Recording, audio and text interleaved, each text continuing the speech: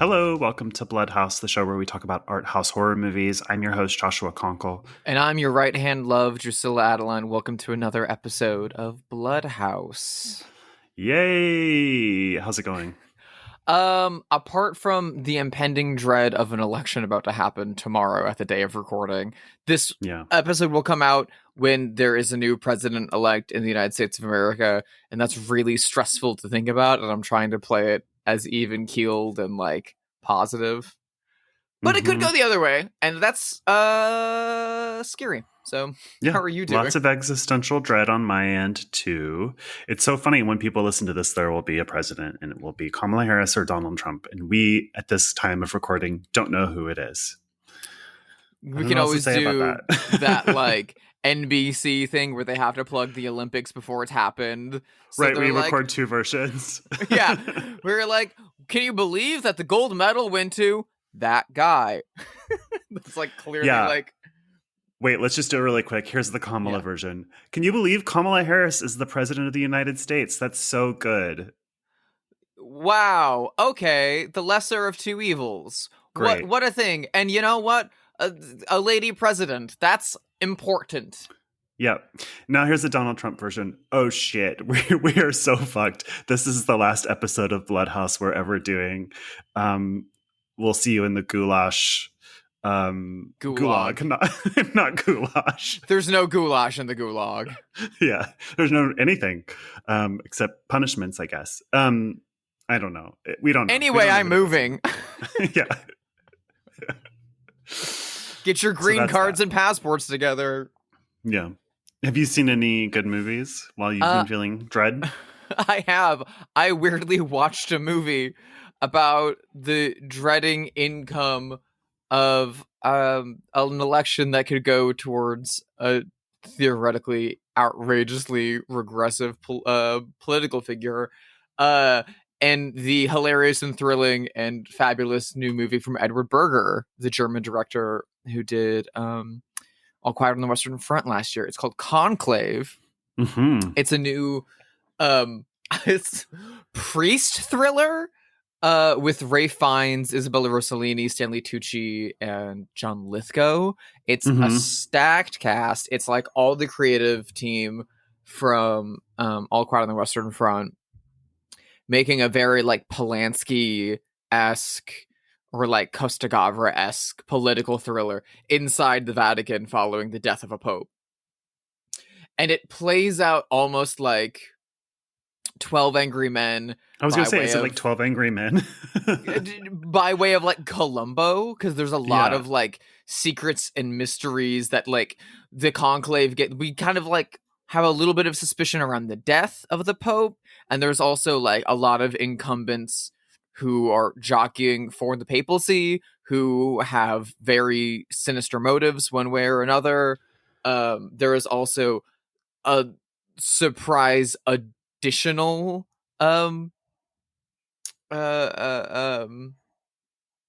priest who appears at the Vatican that shouldn't be there but is. It's really fascinating. It's it sounds like a very boring movie that your dad would watch on AMC in the mid-90s. But that is not the case at all. It is razor sharp, super fast-paced.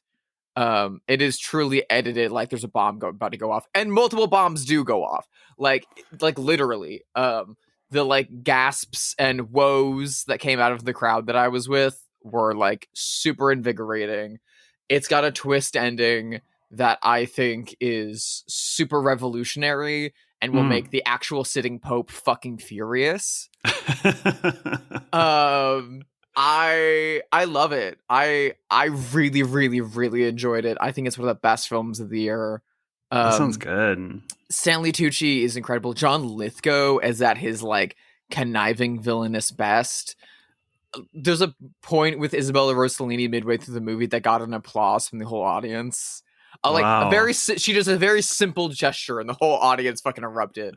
It kind of remember how at the end of Challengers, it's felt in that great final sequence where every gesture from one character to another meant so much. The whole movie's kind of like that.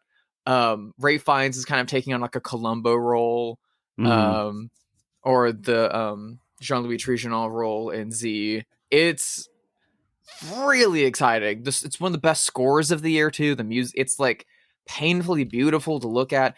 They rebuilt the Sistine Chapel for this Wow. movie because they Whoa. couldn't film in the Sistine Chapel. Sure. Yeah. They rebuilt a Sistine Chapel on a $20 million budget mid-level art house movie. That's so crazy. It's genuinely, Josh, like really amazing. And I think you would really, really, really like it. It's also like genuinely funny in ways Yeah. because it's like they get really catty. It kind of becomes like Gossip Girl level for like a bit of the movie too. It's very fun. I cannot recommend Conclave enough. I love a story where you're like in a niche world, like, you know, like Succession in the corporate world, or, you know, whatever that world is. And it's just people betraying each other and backstabbing each other, sort of Game of Thrones style. I'm a sucker for that. I'm a sucker for movies that feel like plays. That's number 2. Mm-hmm. And then number 3, some of those AMC dad movies are really good. Like This is true. experienced that before, where my dad is like watching, I don't know, quiz show or something that seems boring, and you sit down and watch it and you're like, this fucking slaps. I love a dad movie. Yeah. My girlfriend always makes fun of me because I watch like Hal Needham and Burt Reynolds movies frequently. Yeah. And so I had gotten to see this movie a few months ago for work. And I came home being like, hey, so I don't think it's a movie that you're going to want to see, but I enjoyed it. And then when the trailer came out, she was like, whoa, I'm going to see that movie. And I was like, that's the one I didn't think you would want to watch, but okay. Yeah, it's a hoot. I think you're going to have a lot of fun with it. It's, again, for a movie that's like pitched as like a religious drama about the Catholic Church, it's outrageously progressive. And everything that's been in the news a lot lately about the Catholic Church, this like is kind of like inherently folded into the existing nature of this. It's also based on a book that came out a few years ago. Mm-hmm. It's really, really powerful in a way that's like wildly entertaining. And then in the final like stretch of the movie is like genuinely moving in a way that I haven't felt from a movie of religious overtones since like Scorsese's Last Temptation or Buñuel's Nazarian. Wow. I don't know. As a devout atheist who is very much an atheist and who deeply despises the Catholic Church, I had a lot of fun with it. Yeah. It's such a mysterious process. I mean, nobody really knows what goes on in that room when the Pope is chosen. So that alone is like such an interesting setup for a movie. Yeah. I think you're gonna have a lot of fun with it. I think it's a hoot. Highly recommend. That sounds Catch good. it on the big screen while it's out because it's really, really, really beautiful to look at. And watching it with an audience, there's a moment where like a twist is revealed and the entire audience gasped so loud. Ooh, that's so fun. Yeah, it's really, really good. It's one of Isabella Rossellini's best performances, and she's had like 3 big movies this year. Yeah, she's in the Guy Madden movie too, isn't she? She's not in the Guy Madden movie, but No, she's in the Julio Torres movie. She's in Problemista. Yeah. Have you seen anything of note, Josh? Yes. In fact, I saw 2 great movies this weekend. Saturday afternoon, I went with my friend Brian to the Academy Museum and watched Gentlemen Prefer Blondes, which I had never seen before. And You've never seen it? No. I was God. shocked by how funny it is, like legitimately laugh out loud funny. Especially Jane Russell is so good, so cool, so cynical and biting and hilarious and horny. I loved it. I mean, it's so beautiful. You know, they're doing a tribute to Technicolor at the Academy right now, so that this was part of that, and it made me miss color in movies. We've talked about this a lot, but there's that meme going around that has side-by-side images from Wizard of Oz versus Wicked and how desaturated and sad backlit looks. That new movie is. Yeah. So I was just thinking about that. But then on Sunday night, which was last night, I went with a group of friends to see Anora, Sean Baker's new film, which I know that you saw, and I loved that too. And I kind of was like, this is sort of an accidental double feature. 2 movies that are kind of about the feminist, ethical case for gold digging, you know? Yeah, a sugar baby screwball double feature. Yeah. Yeah. And it was great. Yeah. Did you like Anora? I had so much fun with Anora. I thought Anora Yeah. was like an absolute blast. It's like pitched as like, you know, a fun, raunchy, and kind of timely look at women in 2024 that like work in sex work and stripping and dancing and things like that. And it's at its core very much a throwback to like 30s and 40s screwball movies. It's very Yeah. much like it has so much more in common with like Bringing Up Baby or the Palm Beach Story than it does Hustlers or something like that, or Showgirls. It's so goddamn funny. There's a whole streak of like After Hours that runs through it as well. It is truly like one thing after another and is like riotlessly laugh out loud funny. I didn't care for the last 90 seconds of the movie, which is a bummer. I feel like it missed the mark there. But not only is Mikey Madison incredible as the lead, the other two male leads that the she Russian plays off actors are so good. are incredible.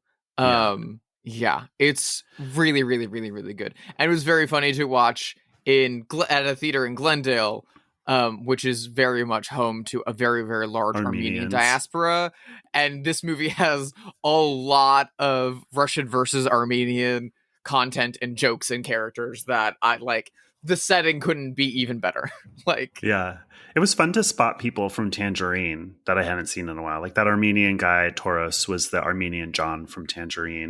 Oh, yeah. And then the woman that annuls the wedding in Vegas is the blonde cisgender sex worker that they beat up in Tangerine. So it was like just these, like, you know, seeing some of his stock actors, it feels like the Dreamlanders or something in a fun way. It is very much a like B-side to Tangerine.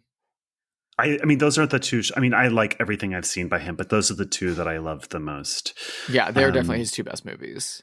I like The Florida Project, but I liked it a lot. The Florida Project is very much a movie I don't think I can emotionally watch again. Yeah. Anora really has like repeat viewing value in that it's totally like, crazy fun. Totally fun. I actually really liked the ending. I found it very sweet and moving. And my only thing about it was that I thought it was maybe 20 or 30 minutes too long, but it is a lot longer than I was anticipating. It does not need to be 2 hours and 15 minutes. And it does begin to feel its length.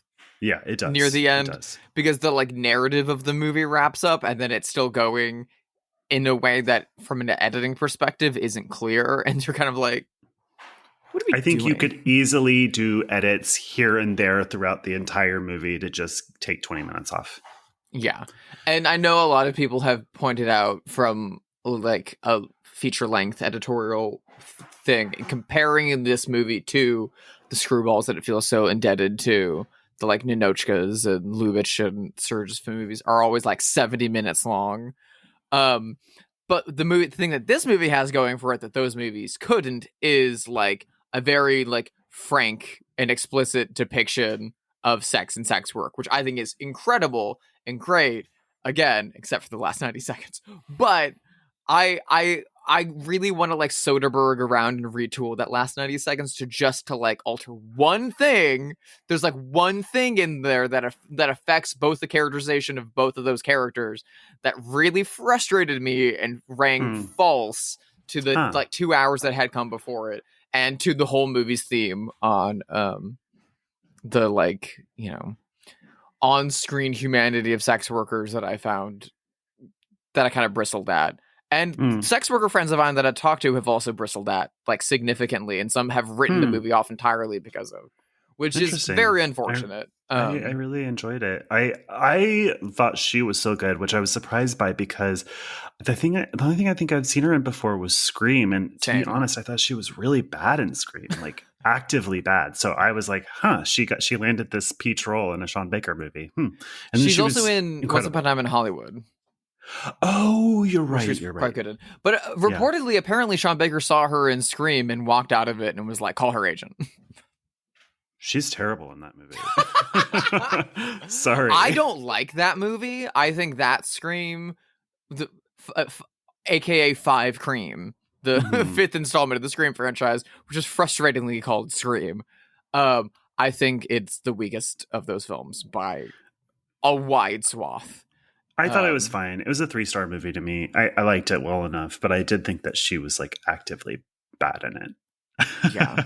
But her performance in Anora is incredible, but I like, and she gets a lot of love for that, but I really have to shout out Mark Edelstein and Yura Borisov, who play Ivan and Igor respectively, that are like truly magnetic performances on the opposite ends of the spectrum, the two of them. Totally. And that are incredible. Yeah, and the older actor who played Igor, I fell in love with him. Like, he's so charming, and I just loved him. You can feel the camera falling in love with him. As the movie progresses, the first moment that he's like introduced, you're kind of like, "Who is he? Who's this guy?" Yeah. And everything about kind of like where he's situated in the narrative, you feel an instinctual desire to dislike him, but everything about the actor and his choices makes you go, no, I like this guy. Why the fuck do I like this guy? It seems that actor had a very significant role previously in the Finnish movie Compartment Number 6, which I've been really wanting to see. So I'm gonna fast track that one now because I thought he was just absolutely incredible. In Anora. And Anora again is like crazy, outrageously fun. If it wasn't for the last 90 seconds, it would be one of my favorite movies of the year. It's still one of the better movies of the year. But yeah. Well, we are here to talk about a movie today that we both love. It is a classic of art house, horror or otherwise, from 1955, directed by Charles Laughton. It is The Night of the Hunter. Once upon a time, there was a pretty fly. He had a pretty wife, this pretty fly. But one day she flew away. There once was a pretty fly. That music was used in a recent horror movie, and I can't remember what. But I had seen that movie before I saw Night of the Hunter, and I was like, "Oh, weird! What is this weird music?" Because I saw this movie, Night of the Hunter. I mean, probably in like 2020 or 2021. Mm-hmm. Oh, so and I'd recently. never seen it before. Yeah, my friend Christian, who's been on the show, showed it to me because he loves it. He's a really brilliant painter. So it's not surprising that he loves this movie. This movie is beloved by painters and photographers and cinematographers for many generations. Yeah. Were you going to say something? No, just simply that it's fucking stunning, this movie. Yeah. Oh, yeah. I thought you were going to tell me what movie used that song. I'm trying to find out right now. I know. I saw you Googling something. It's, it's like a newer movie, and it's the woman is like walking through a forest during the scene. Good luck. If it's Tar, I'm gonna lose my mind. Why? Why would that make you? Oh, it just would be very funny to me, but also because it's Promising Young Woman. Oh, a movie you do not like that I like a lot. Blech. So this movie was made by the actor Charles Laughton. It is the only movie that he ever directed. He was a famous actor, of course. This movie was critically and financially unsuccessful at the box office when it came out. It's been reappraised as one of the best movies of all time, rightfully so. It's such a fucking crime that Laughton never directed after this. It's also such a shock at how incredible this movie is. I mean, he did have a career as a theater director a little bit, and was a huge actor on stage before he ever transitioned into screen and continued that. He's also like a horror kind of icon in his own right as an actor, He's in Alfred Hitchcock's Jamaica Inn as the lead. He's the lead in the original Mutiny on the Bounty. I mean, he's one of the leads of the Old Dark House in the Universal horror movie The Island of Lost Souls, which is the original Dr. Moreau adaptation. Not to mention being in The Hunchback of Notre Dame, Agatha Christie's Witness to the Prosecution. He's frequently cast as sinister characters in roles in and outside of the horror genre.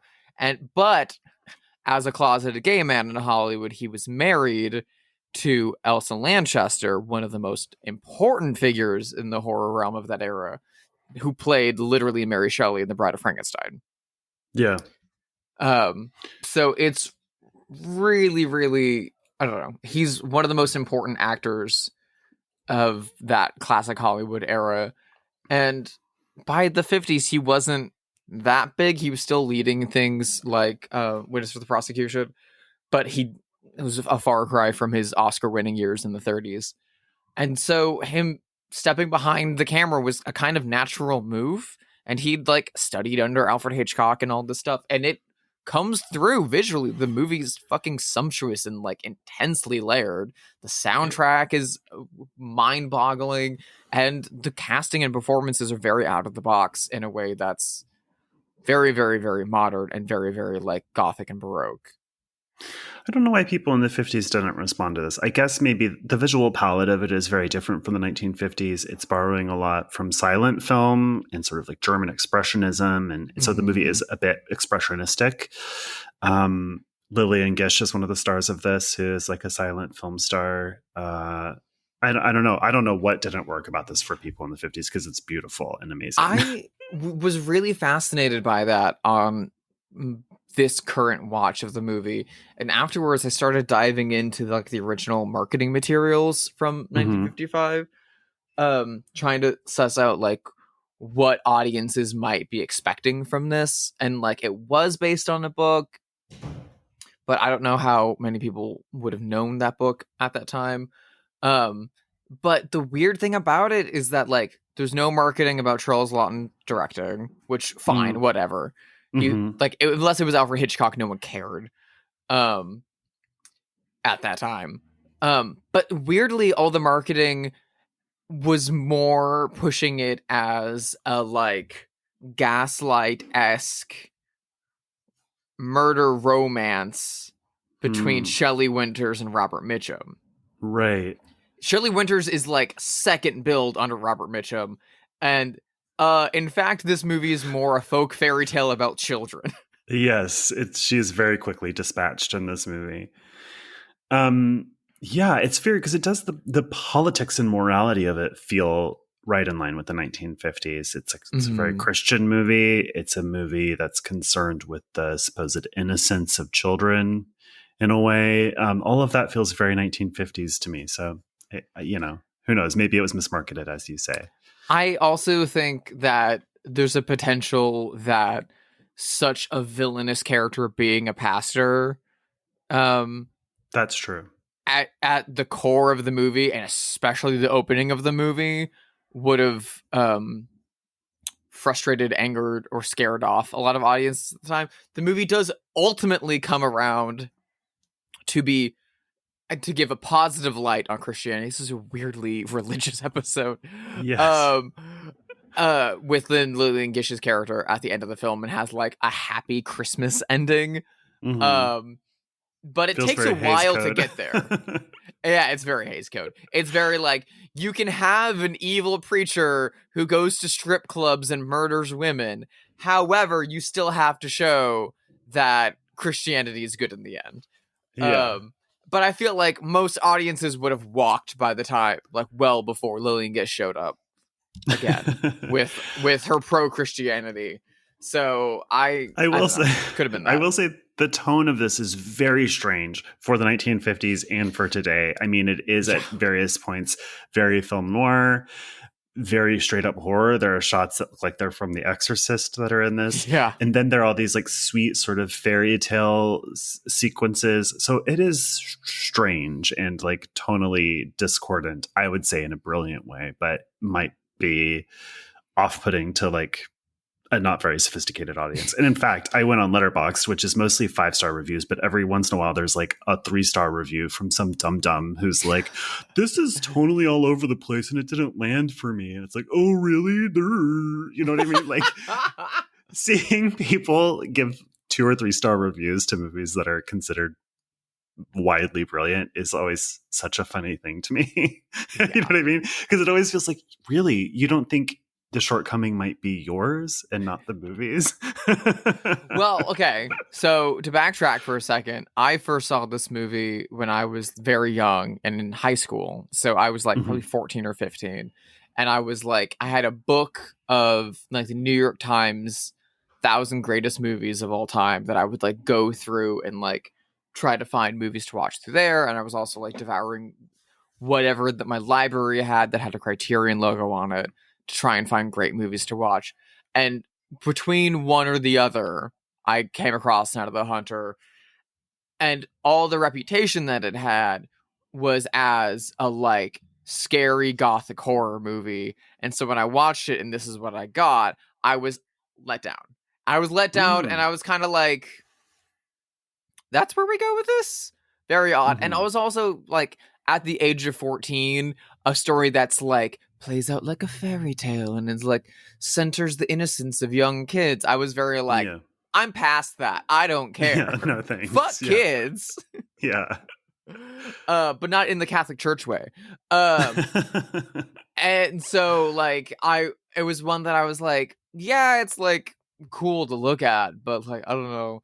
And then in college, I watched it again, and I was like, I'm a fucking idiot. This is incredible. Like, yeah, I mean, with all due respect, you were 14. I wouldn't have liked this at 14 years either. I'm a full-grown man, though, and so I have an adult, sophisticated taste, and so I thought this was really good because it is.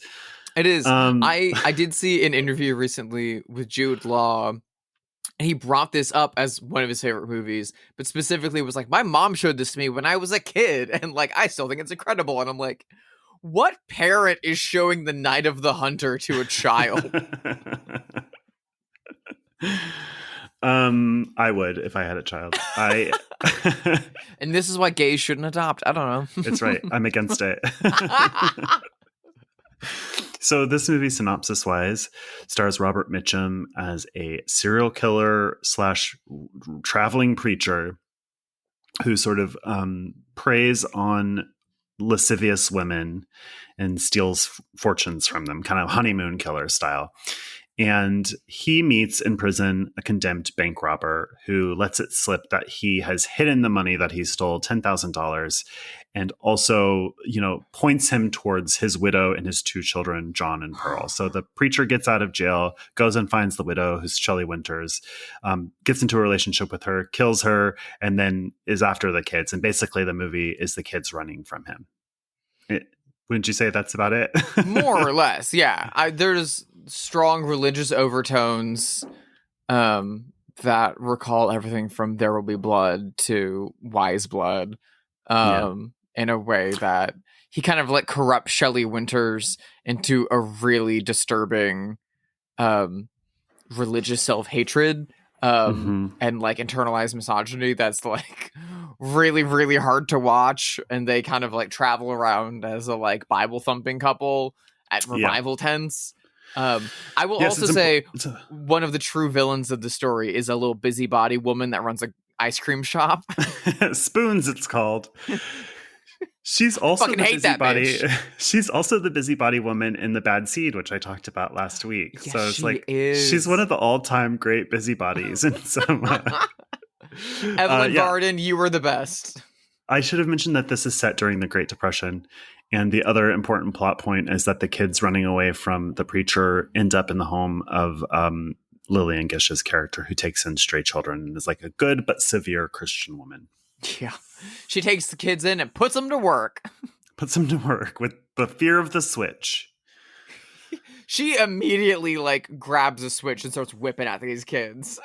And you know what? It just reminds me immediately of my grandmother. Same. Okay, so I once in at work, I don't remember which show I was working on, but I was talking about how I would always get the Switch as a kid because I'm Southern, and people were like, "What's the Switch?" And it's like, "Oh, it's like your grandma makes you go and pick a stick, and then she beats you with it." And people, Yeah. the room got really quiet as if I was like horrifically abused, and I was like, "No, no, no! Like it's normal," and everybody, everybody did it. And the worst part was that like you would have to go pick it yourself, or at least I did. Yeah. And you knew if it was too wimpy, you would get it worse, but you didn't want to pick one that was too big because obviously it would hurt. It would more. hurt. So you Yeah. had to pick just the right Switch to be beat with. My grandmother, I never got the Switch. My brother got the Switch. But my grandmother would threaten it more often than she would deal it out, and would even more often talk about how she got the Switch when she was a kid and how she gave my father and uncles and aunt the Switch when they were younger. And It's very worse Southern, than that, my grandfather would take the belt, and that was like an even worse ordeal. Yeah. But yeah, when she's introduced immediately, like grabbing a Switch at these kids, I watched it with my girlfriend Ivory for this rewatch, and she went, "Oh my god!" She went, "Can these kids catch a break?" And I was like, "They kind of did, I guess." It is very like a series of unfortunate events. I was thinking about a series of unfortunate events a lot during this rewatch. Yeah. The look of this movie is insane and wonderful. The first shot God. is like Lilian Gish's character telling a Bible story, and you have the children's faces isolated in darkness like they are stars in the sky, which is so weird. It feels like something from children's media. It's very weird, and it feels like visually similar to like Eraserhead.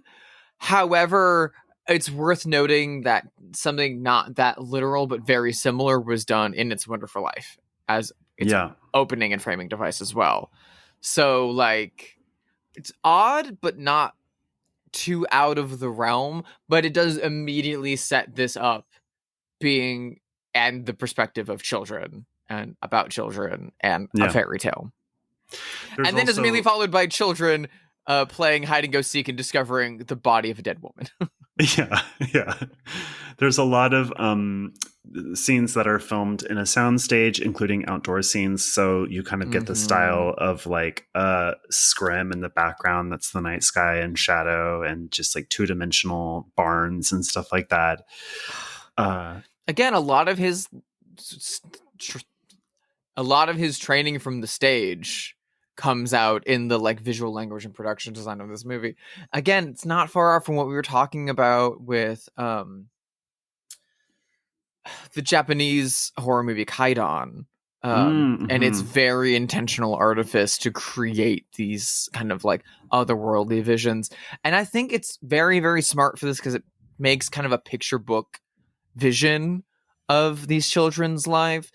While also allowing it to be kind of viewed through the eyes of the kids, through like the river sequences, which they built a river on a soundstage. That's fucking insane. That river sequence is so Tom Sawyer. It is so there's like a long sequence in the Dark Crystal that's exactly the same. I mean, it's just so classic. And there's like weird inserts of like bunnies or toads or turtles, and it's just so magical. It does feel like a children's story. We also get these like great like layered shots where you'll have the kids floating in down the river in the middle of the frame, and in the far background at the top of the frame you'll get the horizon with maybe a few like barns or just the moon, like a perfect crescent moon.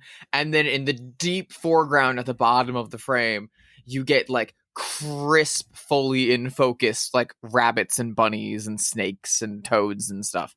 And it like it's such an intensely layered shot that you know it has to be like multiple like frames of film, like shot like as truly an early special effect. Like it's crazy in camera trickery and magic that's being pulled. But then also there's scenes in their family home at the beginning with Shelley Winters that pull out so wide to give you the entire room that it's being filmed in, that the rest of it just falls off to black.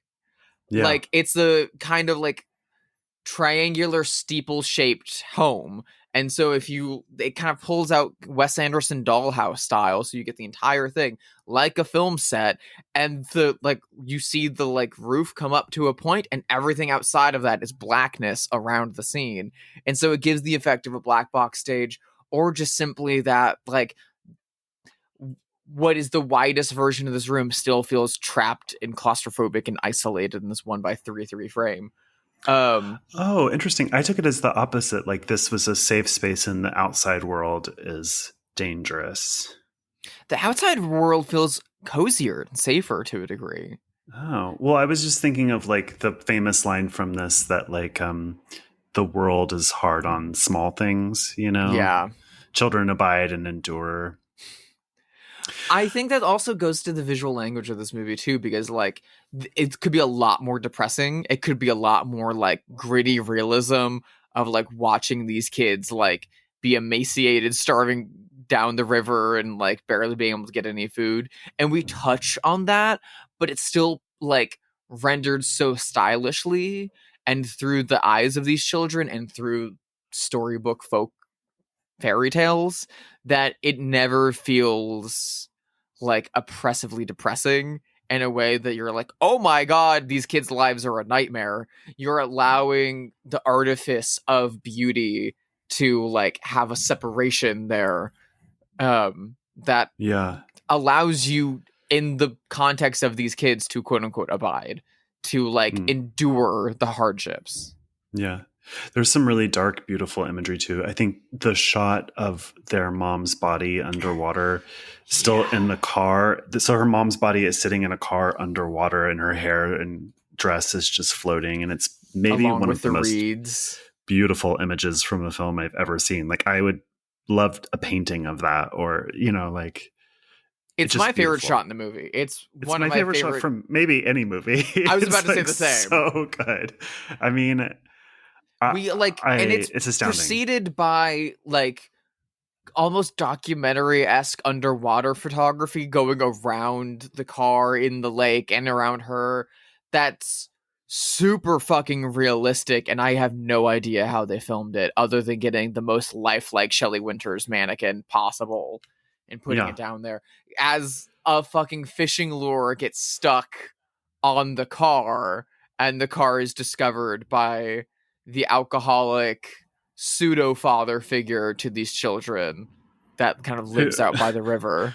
Yeah, who ends up not being able to help them because he's too drunk. That's a really dark moment. Yeah, it's and because he's also terrified that he is the drunk guy who lives down by the wharf and hangs out with the kids, that he's gonna be blamed for this. And we never see him again. Yeah, just like life. Even after we get back to the town near the end of the movie, we never see him again. It's really, really, really depressing. And as someone who was also raised by a secondary father figure with an alcohol problem, it is affecting. Because literally, there's a scene where he sits down with the boy after his father. He watched his father be arrested by the police. His father has been hanged. Every kid in the town makes fun of these children for their father being hanged. Now a weird, sinister preacher has come to town and has married their mother and is now both abusive toward them, and the mother now turns a blind eye to the abuse and blames the children for the abuse. And this guy sits down with this boy while fishing one day and says, if you ever need help, you can come to me. I will always be there for you. You can come to me at any point. And I was literally told that exact thing by the exact same father figure, alcoholic, pseudo father figure that I had at the time. And to a not the same, but not too far off outcome. And it's really fucking hard to watch. It's way too fucking real. Yeah. Robert Mitchum as the preacher is very frightening. He seems to find the kids wherever they go. They often hear him singing in the night outside, just leaning. It's so creepy. There's a very good shot where they look out the window and he's standing behind the fence under a street light. It's right out of, The Exorcist must have been directly influenced pulled by this. Yeah. I've been going on a big Val Lewton binge as we come out of Halloween. that I haven't left. I'm very, very still obsessed with all those movies. And I watched a documentary about him that William Friedkin was in. And Friedkin was talking about how Curse of the Cat People and Night of the Hunter, 2 movies about young children being menaced by external forces, real and imagined, were massive influences on The Exorcist. I can totally see that. Yeah. Do you know what other movie I thought of feels similar is Cape Fear? Oh, But there's literally... It's older than this, isn't it? Cape Fear came out 7 years after this. The Robert Mitchum one came out 7 years after this. But there's literally a moment in this when the kids first escape from him and begin their journey downriver, in which they're like pushing their skiff away, and Robert Mitchum kind of runs into the water and isn't able to chase them further and like kind of howls in frustration. And I immediately flashed to the ending of Cape Fear, and I was like, God damn, Mitchum is unlucky in water. That's his one weakness. Do you know what? I didn't know that Robert Mitchum was the star of the original Cape Fear. I've only seen the 90s one, so that was just coincidental. Also with Robert Mitchum. Oh, yes, I suppose so. But it's yeah. Al Pacino, right? Or De Niro. Or the other one. De Niro. The other one. Yeah. Harvey Keitel. But I knew that it had been an old movie as well, so it just made me think of this. You should see the original ones. I'm sure I would love it. It's very, very good. It's pretty Republican. It's pretty conservative, but that's okay. If it's good, I'll forgive it. It's a very good movie. I prefer the Scorsese, but it's worth noting, speaking about Mitchum, that this was a huge change of pace for him. He had played he had a bad boy reputation in Hollywood. He had a lot of tabloid mugshots for him through the 40s and 50s. A handful of arrests for assault in bar fights and for marijuana possession. Pretty chill guy, but a big alcohol and weed problem at the time. He's almost 40 in this movie. Yeah. But he had mostly played leads. He'd played tough, hard-boiled, but ultimately virtuous leads in crime films and romantic comedies and westerns up until this point. I mean, if Blood on the Moon and His Kind of Woman, and he's got a great Christmas rom-com that he did around that time that I'm forgetting the title of, but I want to say him and Janet Leigh. A Holiday Affair. Yeah, him and Janet Leigh. Where he was kind of the other good guy. There's him and there's John Wayne, and they're going to get the bad guys and they're going to be tough about it, and he's going to have an accent, but he's going to do it. And Night of the Hunter was the first thing where he's from the jump, a fucking nightmare. And then after that, we would get Cape Fear and Friends of Eddie Coyle and all these other more complex, really scary roles that he played. But he was a matinee idol, mostly. I thought he was so hot in this movie.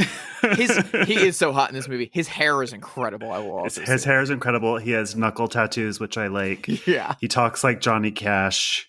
He's got that Southern working class swagger. He's terrifying, but that's part of it, I think. When I was growing up, Robert Mitchum, I don't know why, because I probably didn't see a Robert Mitchum movie until this, but Robert Mitchum and Gregory Peck, who both were in Cape Fear, kind of have such iconic voices that whenever either of them were brought up in my household, my mother and I would have to say their name in their accent. So it's always Robert Mitchum. It's very long, drawn out, and kind of dropping that U a little bit. He's incredible. I've always been a big Mitchum fan.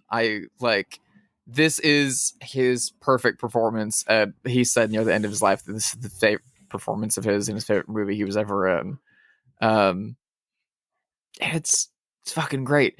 This also I'm a huge fan of Shelley Winters. She's only in this movie for a little bit, but this movie also was a big turning point for her. She was very much a kind of romantic sex symbol for quite a bit. If you look at movies like Winchester 73 or Cry of the City or The Big Knife, which came out the same year as this. With this and with A Place in the Sun that came out a few years before it, it begins the legacy that she would have for the rest of her career of being the dopey other woman that the central male lead will marry, seduce, and abuse or murder. And that continues through fucking Lolita. And then she's just constantly the older sad woman in everything from like Harper to Alfie, The Visitor, Poseidon Adventure. Like the rest of her career is basically Shelley Winters is pathetic and dies. Yeah. It's really fucking sad. Well, eventually she's the grandma on Roseanne. Really? Yeah, she's Roseanne's grandma on Roseanne. She's really funny in the show. Yeah. She in real life is Laura Dern's godmother. Oh, that's a cool family. And partially raised Laura Dern. Super fucking cool. I love the scene when Shelley Winters and Robert Mitchum first get married, and she obviously wants to fuck him on their wedding night, and he rebuffs her and like makes her pray. But there's something about it that's like so sexy because it's like repressed, you know? It's repressed and also has the like verbal command dynamic of like a dom sub relationship. Yeah, maybe that's it. Yeah. Also, he's so hot, so it's like frustrating. You know what I mean? Well, he's also like, he's always got his suit on and he's got his little like Colonel Sanders tie and the knuckle tattoos that like, yeah, I get it. He's hot. But that fucking busybody Icy Spoons is the one whispering in her ear, like, those kids need a parent. You can't have a single parent household. You got to make up for the sins of their father by marrying a preacher. And as soon as they do, she's like, good on me. I did a good thing. The whole movie. And when her husband's like, I think there's something going on there, she's like, shame on you. How dare you say something so bad about a man of the cloth? And then when the end happens, they're the first one leading the fucking like lynch mob to go get him. And it's she'll never deal with the fact that she got Shelley Winters killed. Like, she's the entire reason Shelley Winters is killed. 100%. I also love that Lilian Gish sees what he is right away. Like, it's not fooled at all. She's like, she's like, you can't talk to your daddy that way. And little John is like, that's not my dad. And she's like, no, he ain't. And he ain't no preacher neither. And goes and gets her gun. She just knows. It's great. It's almost slapstick in the way that she like hits him with the butt of her gun. And he like, his eyes go big like Wile E. Coyote and he like runs off. Yeah. He's very sinister, but he's also very funny. Yeah, the movie is funny. I mean, it's all over the place tonally in a way that works. One of the most powerful, like, recurring images throughout this movie is Robert Mitchum's knife, his little retractable knife that he has the whole movie, which we first see when he goes to a strip club, puts in his pocket, and then flicks out as if it's an erection. And then the rest of the movie, it stands in as a metaphor for both his penis and his like desire to kill, his like the eroticized nature of violence to him. And it becomes increasingly concerning and terrifying as he like presents it to the children to like, look at this thing. Don't tell your mother, but look at this thing. It's so fucking terrifying. And Lawton is able to get away with so much fucking innuendo in such a potent, simple image that like has a plot device outside of that is like required of it. That like, of course the Hays Code would allow it because it has to be there for all those reasons. And it's that kind of a threat. Yeah. But it gets so much more murky and scary. They don't really say this in the movie because of the 50s of it all, but apparently in the novel, he is explicitly a serial killer of women. Yeah. And specifically, it's women who are sexy and control men or lure men with their, beauty. So He's definitely got some issues. He's more of a Bluebeard in this kind of like seducing older wealthy women for their money.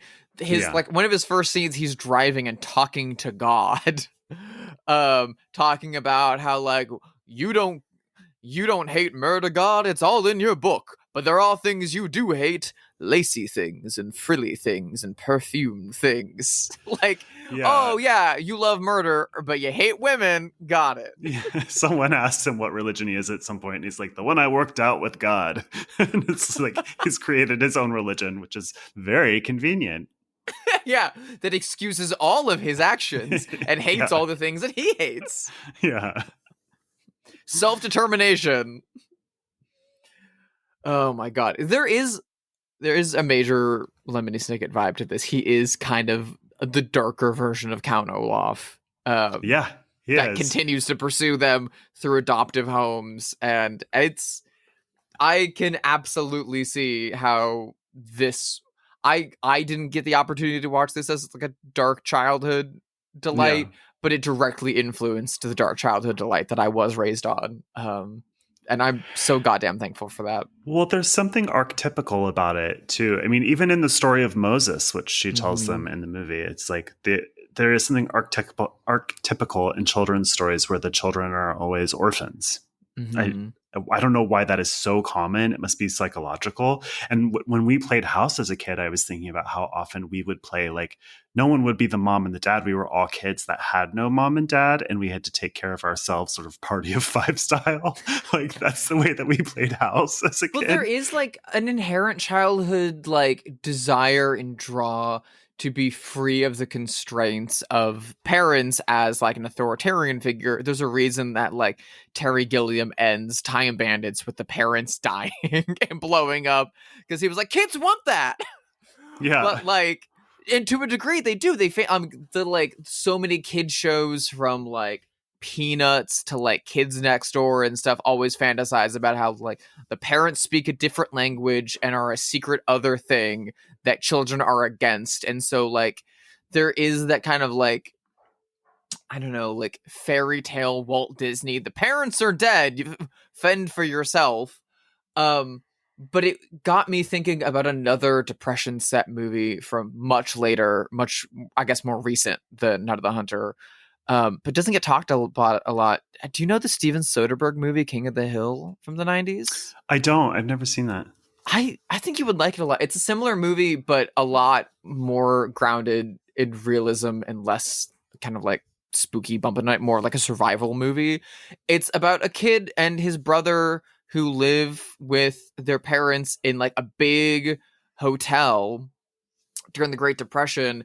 And when the mom has a bout of depression and attempts to kill herself, she's institutionalized, and the father can only make money as a door-to-door salesman, so he like takes the money that he has to send the younger child away to his grandparents to raise the child for a while, and then just leaves the other kid at the hotel while he just goes on the road to make money, and you just stay with that main kid alone as he just has to go to school and get by in the Great Depression with no money, no family, like dodging the hotel clerks trying to evict him from his house, becoming friends with like the weird people that live in the hotel, some that kill themselves throughout the course of the movie. And like, There's a really heartbreaking scene where the kid has to lock himself in his room, in their apartment for like a week straight or something to not get evicted. And he has no food, and all he has is a magazine with like pictures of food in it, and he cuts them out and puts them on a plate and then uses a fork and knife to like cut up the turkey. It's so oh my god. It's an incredible movie. It's painfully beautiful. It's deeply underrated, but it reminded me so much of this. Again, like children will survive because they have to. Yeah. They'll find a way. It's a really, really hard way of growing up, and it's fucking depressing. But like it kind of has to happen. It's similar to the way that like a lot of cultures really force children out of the nest to grow up in like walkabout rituals. I also thought a little bit of Paper Moon, but I guess it's just because it's a kid and the Depression. Paper Moon is much more the positive flip side of this. Yes. Yeah. Addie Prey, first of all, wouldn't take no shit from Mitchum. No, not at all. Nor would she cut up the money. Robert Mitchum also reminded me of the creepy preacher from Poltergeist 2. Have you ever seen that movie? I haven't seen Poltergeist 2, but I'm aware of the image because he's got like the wide brim hat and stuff. It's actually quite scary because of him. Like all the scenes of his are very scary because he's a ghost and he literally just comes right up to their door and knocks on it like he's selling Bibles or something, and it looks in on the family. It's very scary, actually. Not a good movie otherwise, but if you had a hard, isolated childhood where you had to grow up fast and you have religious trauma, check out Night of the Hunter. Religion's good in this movie, in spite of the preacher. If you have a like weird relationship with religion and you watch this movie, the happy ending doesn't fully feel like a happy ending. So which I think adds to the like depth and weight of this movie. I don't know. Yeah. Like the way that when they first show up at her house and she like cracks the Bible that night to like read them a story, which is like 5 minutes long. The boy sees the Bible come out and he walks outside. Yeah. Because they've literally been Bible thumped. And like it's religious trauma is real. Dishes trauma is not. Well, let's play our favorite game, Have They Seen It? And speculate wildly whether notable figures have seen this movie. We talked a bit about Lemony Snicket. I don't want to pick him because I know him. He was my boss, and I'm sure that he's seen this movie. But I want to. Wouldn't it be weird if he hadn't? I would be shocked, silly if he hadn't seen it. He's one of the most well-read, well-seen person in the whole world. So I would be shocked. But let's pick one of his contemporaries. I'm going to go with R.L. Stein. Do you think R.L. Stein has ever seen Night of the Hunter? I mean, when it comes to scaring children for a living, I feel like watching this is like your first assignment. I really think so.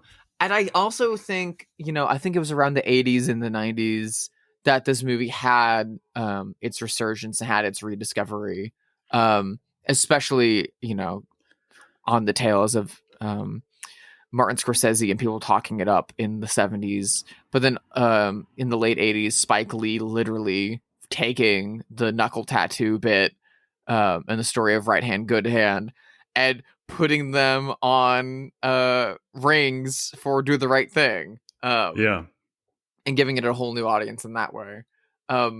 So I think R.L. Stein's definitely seen this. I would have loved to read a Goosebumps, but more than likely a Fear Street about an evil preacher. But I will also say the evil stepdad coming in is such classic YA horror fiction stuff. Totally. But I also think, to your earlier point, I think it's classic because it's true. Yeah. Like, if you're a working class or poor kid, sometimes mom dates or marries shitty men who are a danger to you. And that is like a tale as old as time. Well, I will, speaking of a tale as old as time, and the era that this movie was made and the quasi fairy tale nature of it, so much of that super stylish artifice fairy tale nature was being defined in the 50s and the decade prior by one man who's a union busting capitalist who now his legacy is on theme parks and superhero movies. Do you think that the cryogenically frozen head of Walt Disney has seen Night of the Hunter? If we defrost him and interview about this movie, do you think he'll remember it? That's a hard one, weirdly. I guess I would say yeah, but I feel like he'd be one of the people that didn't like it. Yeah, I feel like if he did see it at the time, I feel like he wouldn't like it. I feel like he would kind of be offended by it. Yeah. That someone's corrupting his work or ripping him off when you're ripping off people you didn't want to pay. Totally. I think more than likely he just didn't see it because I don't think it was marketed in that way. I think it was just marketed as like Hitchcockian, like kind of thriller, and I think he didn't have interest in that. Yeah, could be. I mean, have such complicated feelings about Disney because as a child of the 80s, Disney wasn't really a thing. Like those were the dark days. It was like, it was Little Mermaid that sort of reignited the popularity of Disney. So we were in a Disney slump. So we got like Black Cauldron. Yeah. Watcher in the Woods. We were so-called dark Disney is what they called it. But really more popular in my era of childhood was the Don Bluth movies, like Five Oak Goes West and stuff like that. Secret of Nim, which were really sad. Fucking incredible. Don Bluth movies were really sad. So 80s kids got really sad children's movies. Don Bluth was like saying Watership Down and was like, oh, I should do that in America. I'll do that. Yeah. Exactly. So I just feel like Disney's like sensibilities don't go dark enough for this. Yeah. I think Don Bluth would love this movie though. Don Bluth would love it. Well, since we're talking about children's creators, I thought of my favorite movie, The Dark Crystal, because of the river scene. Do you think Jim Henson has seen this? I think Jim Henson would have fucking loved this movie. Yeah. Oh my God. That kind of thing that's popular on Twitter every like year or so, especially around Christmas when people are rewatching A Muppet Christmas Carol a lot, of like, what's a movie that you would remake where it's all Muppets and one actor? Yeah. Night of the Hunter, where it's all Muppets and either Mitchum is the only actor or flip side, Lilian Gish is the only actor. That's such a good idea. That's a good one. Where like it's Sam the Eagle with tattoos on his knuckles chasing Scooter through the I love reeds. Sam the Eagle so much. Who would be Shelley Winters? Could it be Janice? It would either be Janice or Miss Piggy. It's probably Miss Piggy has to be. Oh, maybe. I was thinking Miss Piggy would be Lilian Gish, which is the bigger. But role, if Lilian Gish is the actual actor, Miss Piggy has to be. Miss Piggy and Shirley Winters have weirdly a lot in common, I will say. So like, I think that's an easy casting choice, and I think this is going to traumatize a lot of people. But Kermit has to play the kid's dad. Oh, yeah, he'd be great. Kermit has to get the fucking news. I'm sorry. Well, and then like either like maybe like Fozzie Bear can play the like quote uncle down by the river, the alcoholic. Yeah, he'd be great. Just really quickly, I forgot to mention one of my favorite things about this movie that's such like a throwaway, but it takes a lot of time for it, is that we get an extended part of this movie about the executioner who has to hang their father. Yeah, and the moments after work when he comes home and like has to literally wash his hands before checking in on his kids. It's such a strange choice, but I loved it. It's an incredible... Well, and then it pays off comedically at the end when you see him later when they're like stringing Mitchum up and he's like, I'll enjoy this one. Like, what? I just thought of a great Muppet version of The Substance, but you keep Demi Moore. And she turns into Janice. And Miss Piggy is like the younger, hotter Demi Moore character. But everyone else is a Muppet. Starring Miss Piggy as Sue. Yeah.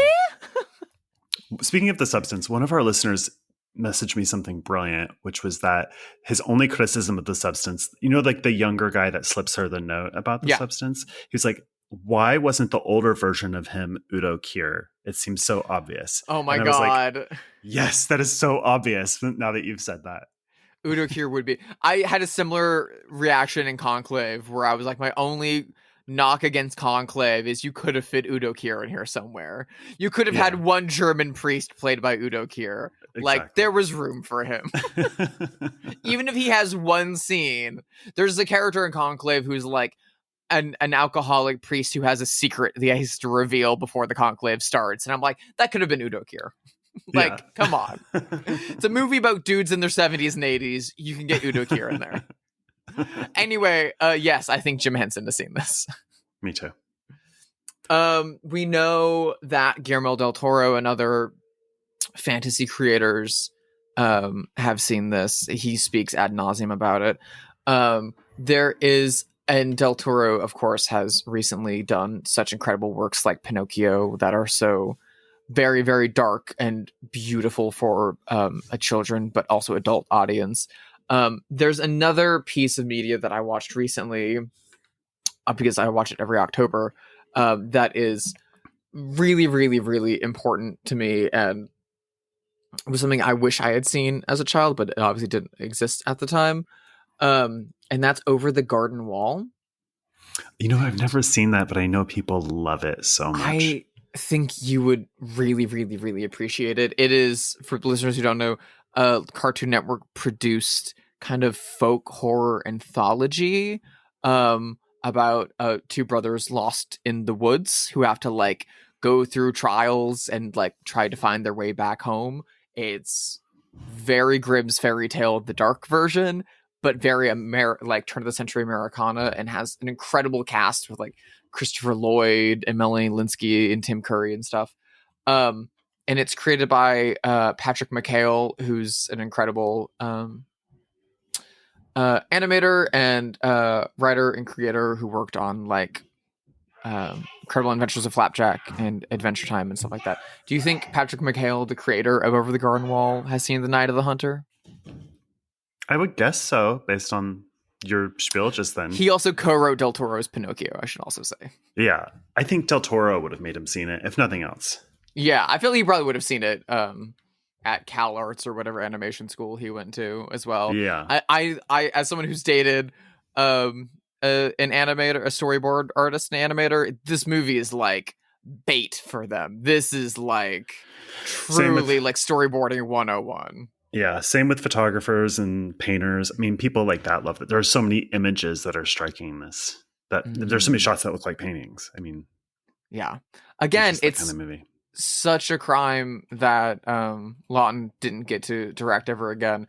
But like all the praise heaped on him is valid, but it should also be shared with Stanley Cortez, the cinematographer of the movie, who lensed and lit those shots, who also was underappreciated in his time. His big movie before this was over a decade before, and it was Orson Welles' Magnificent Ambersons, which is crazy beautiful, but was obviously like famously botched, bungled, and like poorly received. Then he worked in B Pictures for a while. He got this, which was supposed to be another big break.